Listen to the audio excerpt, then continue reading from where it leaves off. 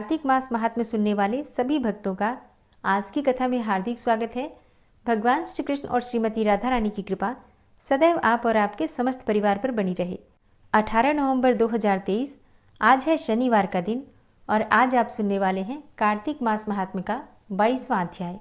कथा सुनने से पहले हम सब की प्यारी श्री राधा रानी का ध्यान कर लीजिए और फिर इस पावन और परम कल्याणकारी कथा का श्रवण करते हैं। राजा पृथु ने कहा, हे नारद जी, आपने कलह ने जिस प्रकार से मुक्ति पाई वह सारी कथा हमको सुनाई है और मैंने भली प्रकार से सारी कथा सुनी है। हे ऋषि प्रवर, क्या यह कार्य उन दो नदियों के प्रभाव से हुआ था? कृपा करके मुझे यह बताने की कृपा कीजिए। तब नारद जी ने कहा, कृष्णा नदी साक्षात भगवान श्री कृष्णचंद्र जी महाराज का शरीर है और वेणी नदी भगवान शंकर का शरीर है। इन दोनों नदियों के संगम का महात्म्य श्री ब्रह्मा जी भी वर्णन करने में असमर्थ हैं।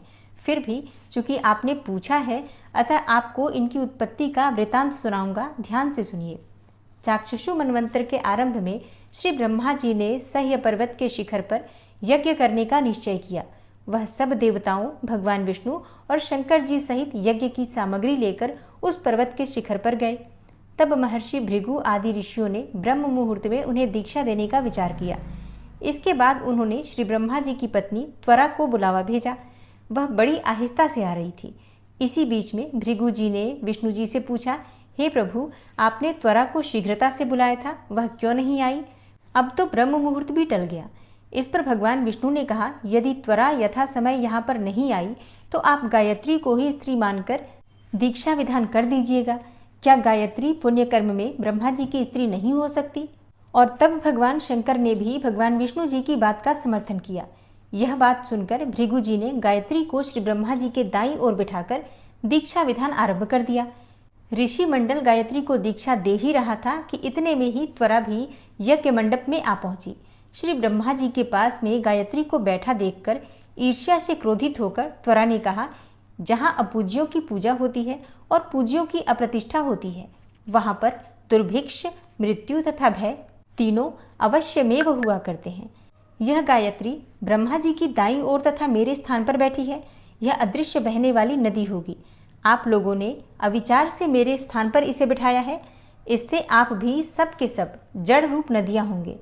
नारद जी ने राजा पृथु से कहा, हे राजन, इस तरह त्वरा के शाप को सुनकर गायत्री मारे क्रोध के लाल भभूका होकर अपने होंठ काटने लगी। देवताओं के मना करने पर भी उसने उठकर त्वरा को शाप दे डाला।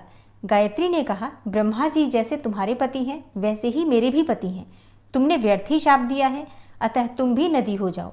तब तो देवताओं में भी खलबली सी मच गई।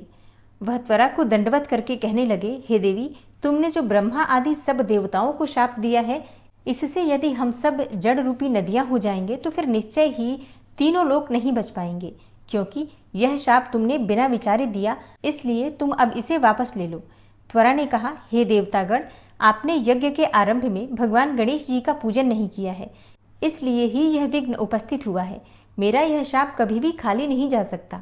इसलिए आप सब अपने अंगों से जड़ीभूत होकर अवश्यमेव नदियां बनोगे और हम दोनों सौते भी अपने अपने अंशों से पश्चिम से बहने वाली नदियां बनेंगी।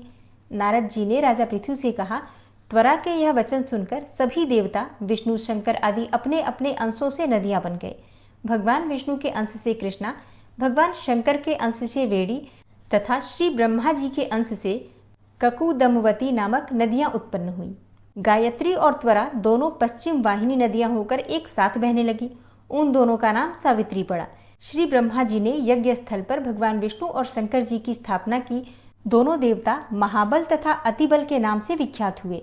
नारद जी ने कहा, हे राजन, कृष्णा और वेणी नदी की उत्पत्ति का यह वर्णन जो मनुष्य सुनेगा उसे नदियों के दर्शन और स्नान का फल प्राप्त होगा।